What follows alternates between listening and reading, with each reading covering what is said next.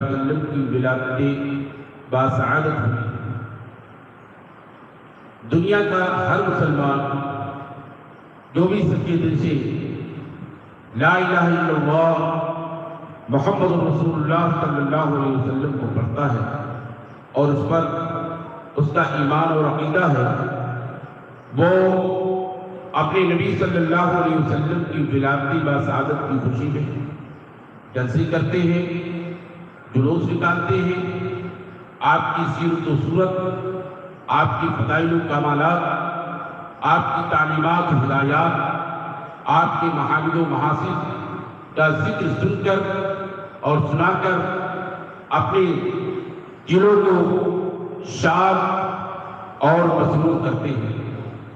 اللہ تعالیٰ کا شکر ہے، اس رب کریم کا کروڑہ بار شکر ہے، اس رب کریم کا لاکھوں خربوں بار شکر ہے کہ خالق کائنات نے ہمیں یہ مہینہ پھر نصیب فرمایا ہے اور ہم اس ماہ مبارکہ کی رحمتوں اور برکتوں سے اور اس کی مغفرتوں سے ہم مستفید ہو رہے ہیں، اور اللہ تعالی ہمیں یہ بار بار یہ مبارک مہینہ نصیب فرمائے تاکہ اللہ تعالیٰ کی رحمتوں اور برکتوں سے مالا مال ہوتے ہیں۔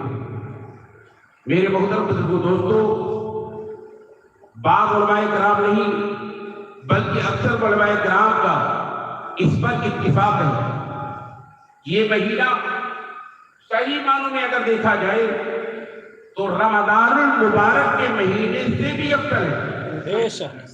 اس کی وجہ یہ بیان کرتے ہیں کہ یہ وہ مہینہ ہے جس ماہ مبارکہ میں صاحب قرآن تشریف لایا، رمضان کے حسنات و برکات اس لیے ہیں کہ رمضان المبارک کی بابرکت مہینے میں قرآن مقدس نازل ہوتا ہے، مگر اس ماہ مبارکہ میں صاحب قرآن تشریف لایا۔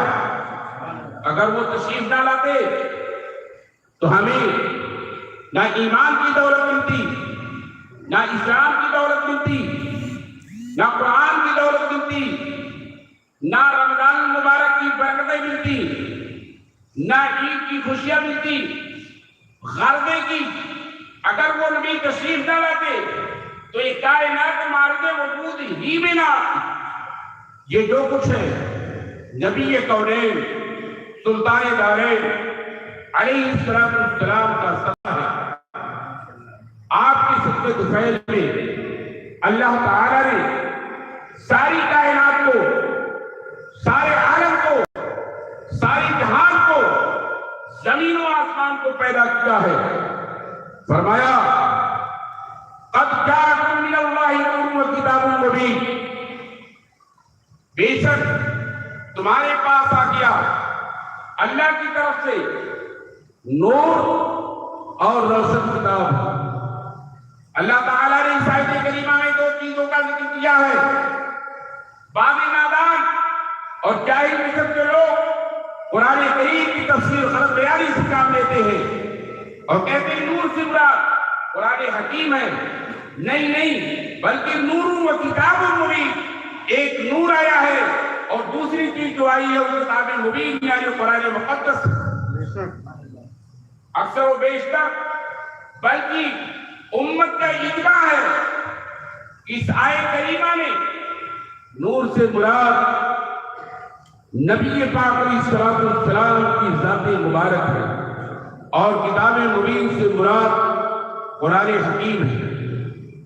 بڑی بڑی تفسیر کی جو کتابیں ہیں، چاہے وہ تفسیر جلالین ہو، تفسیر در منصور ہو، تفسیر جمل ہو، تفسیر خاطر ہو، تفسیر روح البیان ہو، تفسیر نفسی ہو، کوئی بھی تفاسیر ہے اٹھا کر دیکھ لیا جائے، اس کے اندر بڑے بڑے مفسرین کرام یہی لکھتے ہیں کہ نور سے مراد حضور سید عالم صلی اللہ تعالیٰ علیہ وسلم ہے اور کتاب مبین سے مراد قرآن مقدس۔ اور سب سے فیصلہ کن بات یہ ہے کہ نبی پاک علیہ السلام کے جلیل القدر صحابی قرآن کے مفسر حضرت عبداللہ ابن عباس، یہ نبی کریم صلی اللہ علیہ وسلم کے چچا کے بیٹے ہیں، بڑی عظمت و شان کے مالک ہیں، جن کے علوم کے لیے نبی کریم صلی اللہ علیہ وسلم نے دعائے برکت فرمائی تھی، جنہوں نے براہ راست نبی کریم صلی اللہ علیہ وسلم سے قرآن مقدس کی تفسیر کی ہے، تفسیر کیا کرتے تھے۔ وہ بھی تفسیر ابن عباس کے اندر ارشاد فرماتے ہیں قد جاءکم من اللہ نور، یعنی محمد رسول اللہ صلی اللہ علیہ وسلم، بے شک تمہارے پاس اللہ کی طرف سے ایک نور آیا، یعنی محمد رسول اللہ صلی اللہ علیہ وسلم۔ اور جو لوگ نبی پاک علیہ السلام کو کہتے ہیں کہ ہماری ہی طرح بشر ہے، ان کی تعظیم فقط ایک بشر سے ہی کرنی چاہیے۔ ان کی اکابر حضرات نے بھی اس بات کو تسلیم کیا ہے کہ حضور سید عالم صلی اللہ علیہ وسلم نور ہیں۔ ان کی کتاب اٹھا کے دیکھو، امداد السلوک کے اندر ان کا رسالہ اٹھا کر دیکھو، النور کے اندر ان کی تیسری کتاب اٹھا کے دیکھو، نشر الدین کے اندر کس حدیث پاک پر اعتراض کر کے ہم لوگوں کو مشرک بنانے کی نادان، ہم لوگوں کو مشرک بنانے کی ناپاک کوشش کرتے ہیں، انہوں نے اسی حدیث پاک کو اپنی کتابوں میں نقل کیا ہے اور یہ لکھا ہے اس آیت کریمہ میں نور سے مراد حضور سید عالم صلی اللہ علیہ وسلم ہے اور کتاب منیر سے مراد قرآن مجید ہے۔ اللہ نے ارشاد فرمایا قد جاءکم من اللہ نور و کتاب مبین، بے شک تمہارے پاس آ گیا اللہ کی طرف سے نور اور روشن کتاب، یعنی قرآن مقدس۔ میرے محترم بزرگوں دوستو، اس سلسلے میں مدار النبوت شریف جا کے دیکھیں، یہ شیخ محقق حضرت مولانا شاہ عبد الحق محمد دہلوی رحمۃ اللہ تعالی علیہ کی تصنیف کی ہوئی کتاب ہے، بڑی مشہور و معروف کتاب ہے، پوری دنیا میں مشہور ہے۔ اس کے اندر انہوں نے حدیث پاک نقل کی ہے، فرماتے ہیں در حدیث صحیح انداز اول ما خلق اللہ نوری، صحیح حدیثوں میں آیا ہے کہ اللہ تعالیٰ نے جس چیز کو سب سے پہلے پیدا کیا ہے وہ آقا نامدار جناب محمد رسول اللہ صلی اللہ علیہ وسلم کا نور مبارک ہے۔ بے شک، سبحان اللہ، ماشاءاللہ۔ اور آپ یہ جانتے ہیں شیخ محقق علیہ رحمۃ اللہ ہیں تو بہت بڑی سرکار ہے، اپنے وقت کے امام تھے، اپنے وقت کے بہت بڑے مفسر، اپنے وقت کے بہت بڑے محقق، اپنے وقت کے بہت بڑے علامہ تھے، اور انہوں نے اپنے وطن کو خیر بات کہہ کر مدینہ منورہ میں سکونت اختیار کر لی، اور یہ مسجد نبوی شریف میں سرکار کی مسجد میں جسے مسجد نبوی شریف کہا جاتا ہے اس کے اندر حدیث پاک کا درس کیا کرتے تھے۔ ایک دن خواب میں سرکاری مدینہ تاجدار دو عالم صلی اللہ علیہ وسلم کا دیدار ہوا۔ سرکار نے فرمایا عبد الحق میرا حکم ہے تم ہندوستان کی سرزمین پر جاؤ، شہر دہلی میں جاؤ اور علم حدیث کو پھیلاؤ۔ جس طرح سے سرکار نے خواجہ خواجگان حضرت خواجہ محمد حسن معین الدین چشتی سنجری رحمۃ اللہ تعالی علیہ کی ڈیوٹی سرکار نے لگائی تھی کہ ہندوستان کی سرزمین پر جاؤ، اسلام کی تبلیغ کرو، اسلام کو پھیلاؤ۔ اسی طرح سے شیخ محقق علی رحمۃ اللہ تعالی علیہ کی آپ نے ڈیوٹی لگائی کہ ہندوستان کی سرزمین پر جاؤ اور علم حدیث کو پھیلاؤ۔ میرے دوستوں اور بزرگوں، بعض لوگ مزاروں پہ جانے کے لیے شرک کا فتویٰ دیتے ہیں کہ مزاروں پہ نہیں جانا چاہیے، کھڑے بت، کھڑا بت، پڑا بت، کہیں گے وہ کھڑے بت کو پوجتے ہیں اور یہ بریلوی حضرات کھڑے بت کو پوجتے، معاذ اللہ، استغفر اللہ۔ اتنی ناپاک سوچ، اتنی غلیظ سوچ کہاں اولیاء کرام کی ذات مبارک. سنو میں تھوڑا سا ذکر کر کے دیتا ہوں، وقت بہت مختصر ہے. حضرت خواجہ معین الدین چشتی اجمیری رحمۃ اللہ تعالیٰ علیہ کو جب سرکار نے فرمایا کہ ہندوستان کی سرزمین پر جاؤ تو آپ مدینہ منورہ تھے، مکہ مکرمہ آئی، مکہ مکرمہ سے عراق تشریف لائے، بغداد شریف میں حاضری دی، وہاں سے فیوض و برکات لے کر آپ ایران کے راستے سے ہوتے ہوئے، کابل کے راستے سے ہوتے ہوئے لاہور میں تشریف لائے. لاہور میں ایک ہستی ہے حضرت داتا گنج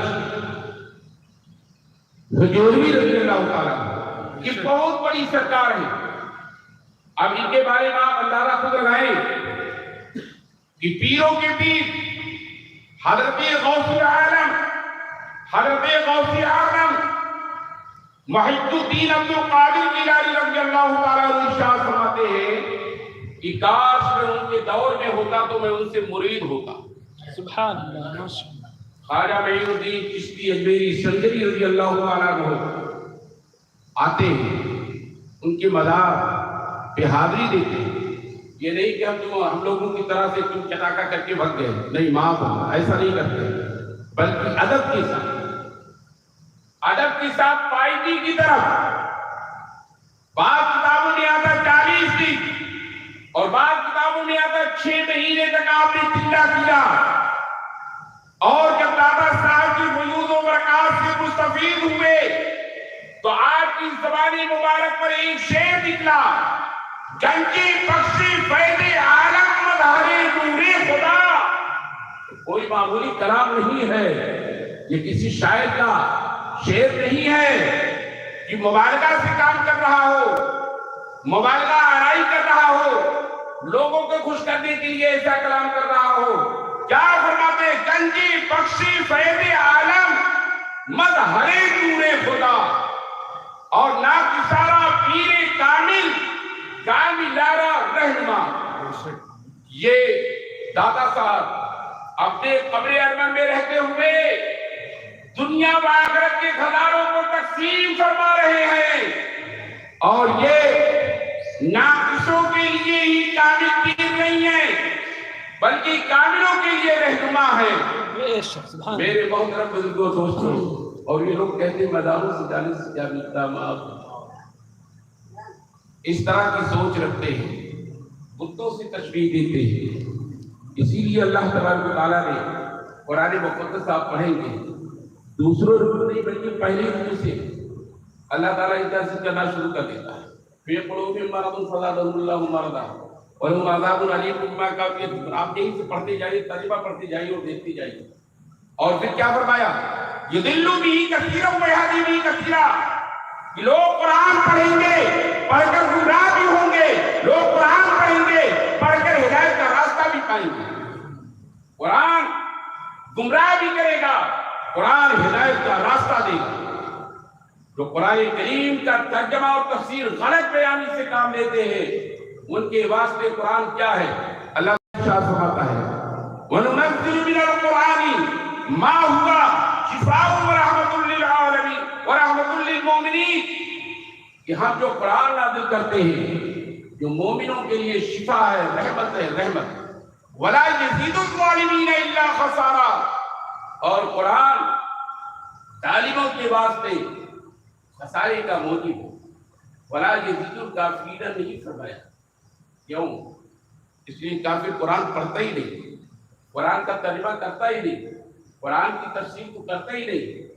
قرآن کس کو کہتے ہیں اسے کیا معلوم؟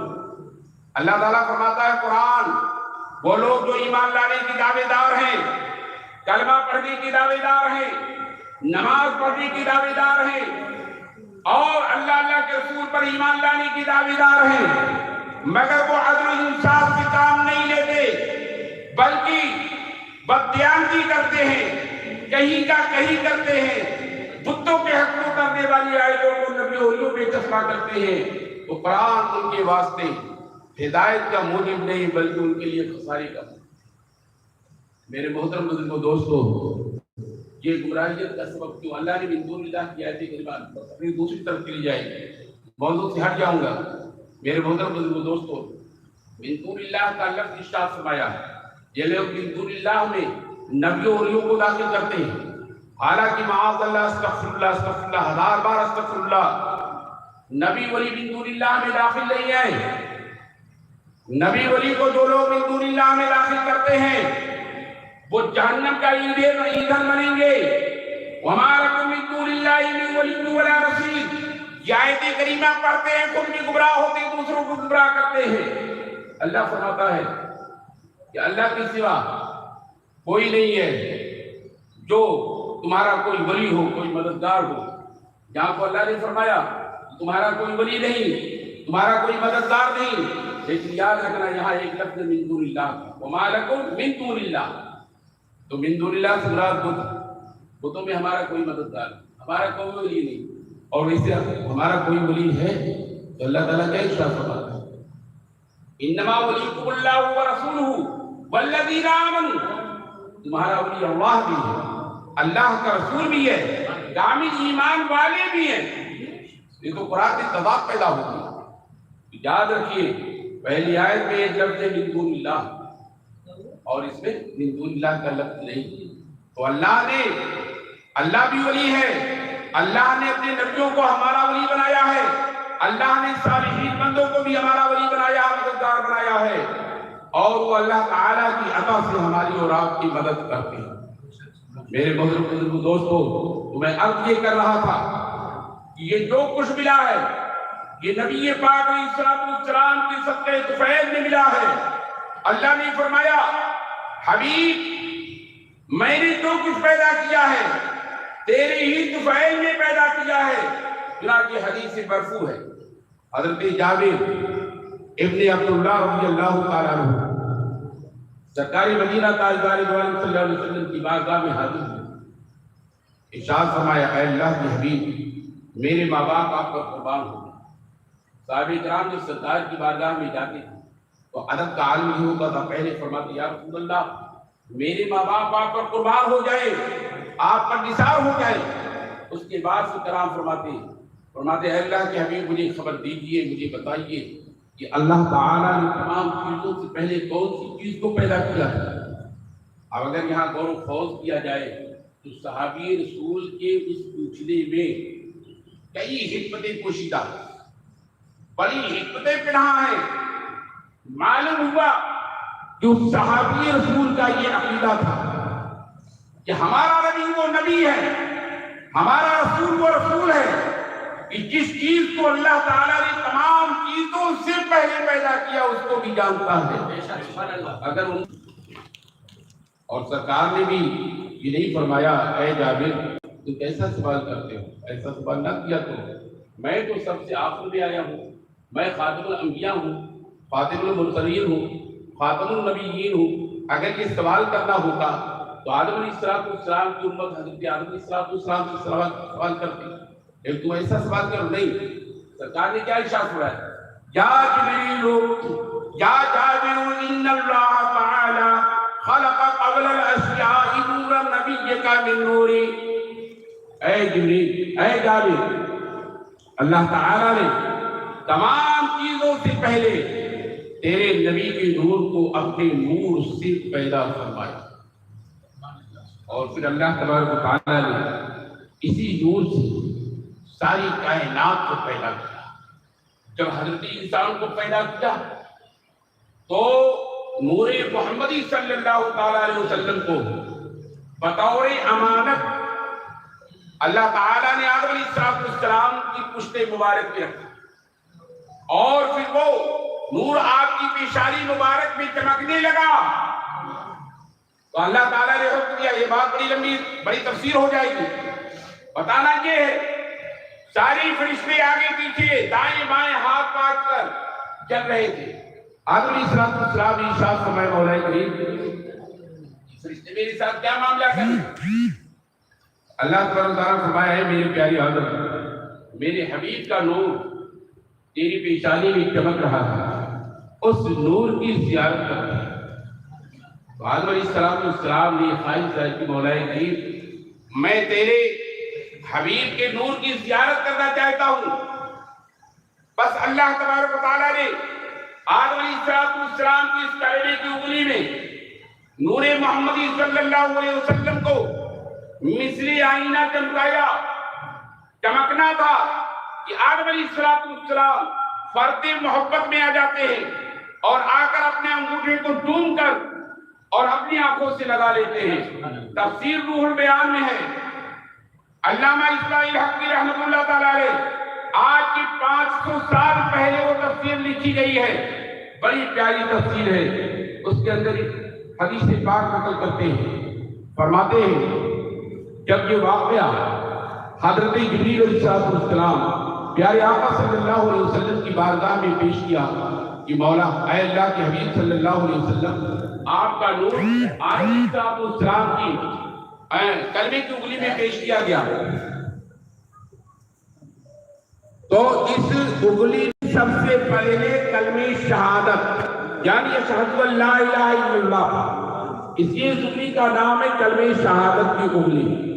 اور آدم علیہ السلام فرد محبت میں جب اپنے انگوٹھے کو کلمے کی انگلی سے لگائے تو معلوم ہوا کہ مثلی آئینہ آپ کے انگوٹھے میں بھی نور محمدی صلی اللہ علیہ وسلم چمکنے لگا، تو آپ فرد محبت میں آئے اور چون کر اپنی آنکھوں سے لگا لیا۔ تو سرکار مدینہ تاجدار دو عالم صلی اللہ علیہ وسلم نے کیا ارشاد فرمایا جو میرے باپ حضرت آدم علیہ السلام کی اس پیاری سنت پر عمل کرے گا اور میرا نام نامی اس کے نامی سن کر اپنے انگوٹھے اور کلمے کی انگلی کو لگا کر اس کو چوم کر اپنی آنکھوں سے لگائے گا، میں وعدہ کرتا ہوں اس کو اپنے پیچھے پیچھے جنت میں لے جاؤں گا۔ یہ انگوٹھا چومنا تو پہلی بار آدم علیہ السلام کی سنت، اور پھر اس کے آگے حضرت ابوبکر صدیق رضی اللہ تعالیٰ عنہ کی سنت ثابت ہے۔ یہ واقعہ بڑا لمبا ہے، میں مختصر طور پہ میں جو قرآن کریم کی آیت کریمہ کی تلاوت کی اس کے موضوع سے میں تھوڑا ہٹ گیا، بیان تو نہیں کر سکا کیونکہ وقت بہت مختصر ہے۔ اللہ تعالیٰ سے دعا ہے کہ اللہ تبارک و تعالیٰ